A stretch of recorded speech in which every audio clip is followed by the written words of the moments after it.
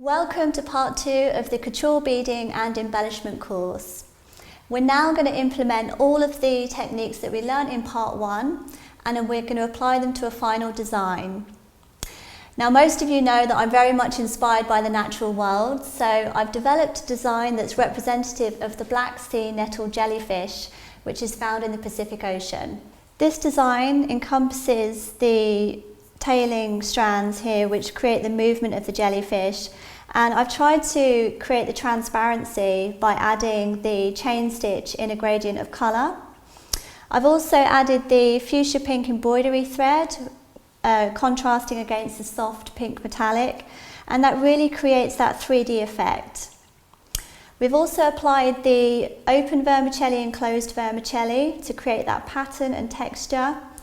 And we've finished the design with the bullion, which is a smooth pearl, just to give it a bit more dimension. For those of you that are unfamiliar with my teaching, please watch the next video just to learn a bit more about my background. For those that completed part 1 of the course, can you please move on to supplies and equipment? So now we're going to start working on the Tambour embroidery pulling stitch. And we're going to be using the DMC embroidery thread. So normally it comes with 6 mini strands, and what you need to do is you need to separate so that you have a single strand. So if you just pull out the thread, it will just come away like this, and then just snip that off there. Really you just need a length that is, it can go below the elbow, that's fine. It's probably double length. And then I normally separate it like this. So I'm just going to pull one of the strands away. Okay, so you can see there I've just got one single strand. So you kind of need 3 points to hold this.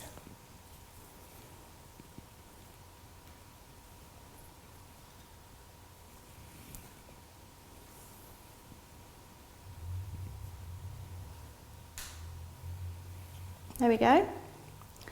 So just put that one aside there, and as you can see I've just separated a single strand, and that's all you need. That's plenty there to work with. That will really give it that thick, dense finish.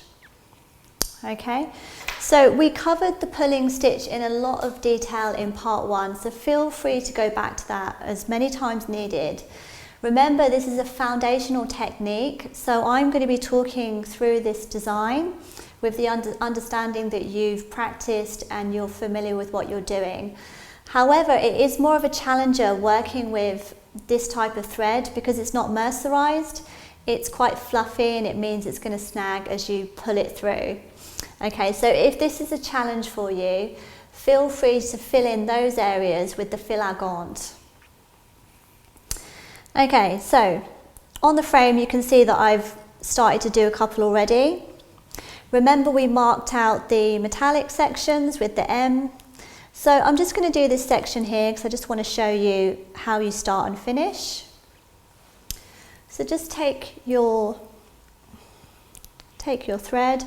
Remember, always check your needle. Make sure that the needle is facing upwards in line with the fixing screw. Remember, you can always refer back to the PDF in part 1. So, first thing we're going to do is place the thread underneath the fabric, and we're going to plunge the hook and we're going to lift it through. So just going to latch on that thread and then lift it through the fabric. Now, I'm starting where the curve is the most narrow. So the most important thing is that you don't start where it's the widest section. If you start here on the narrow part, you can actually weave easily as you go across, and you'll be able to hug the previous line a little bit better. Okay, if you start out here and you try to hug that line, you'll find it very difficult and you might have a few gaps in between. So as a point of reference, it's not always a golden rule, so remember it depends on the design that you're working on. If it's a shape like that, you really want to start on the narrow part. Okay, so just going to use my finger just to hold that in position. The knot we're going to start with is 3 steps. So forwards 1 millimeter, wrap the thread 1.5, rotate, and then this is the key point working with this thread. You want to make sure you push on the back and lift through, but make sure it's a nice fluid motion, you're lifting it through the fabric. Remember, we don't reset, we're going to plunge towards us, wrap 1.5, rotate, pushing towards you, lifting through, and then you're going to finish by going forwards again. Okay, so now you want to keep your chain stitches about 4 millimeters in length. So just have a nice, steady, consistent stitch length. And all you're doing is you're just following that line. Now this is our turning point, so we're not going to reset.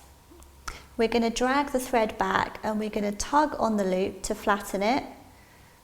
And then we're going to plunge, wrap 1.5, rotate and lift, reset clockwise. Now the nature of this pattern is it's going across the bias of the fabric, so you just have to think about making sure there's no tension. So just make sure you relax your shoulder a bit more. And also just make sure you're not too tense in your fingers holding the tambour hook as well.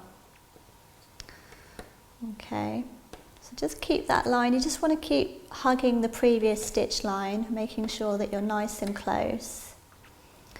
Now this technique really encompasses a lot of tambour embroidery, and when you start to work with different threads, you'll find you can see the richness that you can gain, particularly when you start working with silk embroidery threads. So I'm just following that previous line.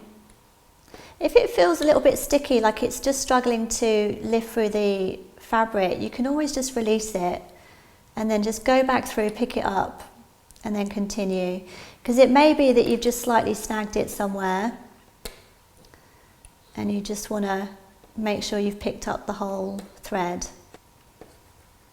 Okay, so make sure you're not always going back to that point there. You want to stagger it, so if you can see that I'm going to finish there at that point.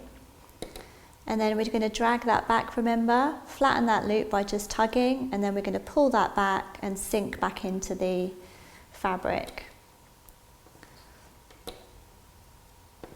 So you can see the density of this thread, even just using a single strand. There's no need to overload it on this particular type of fabric.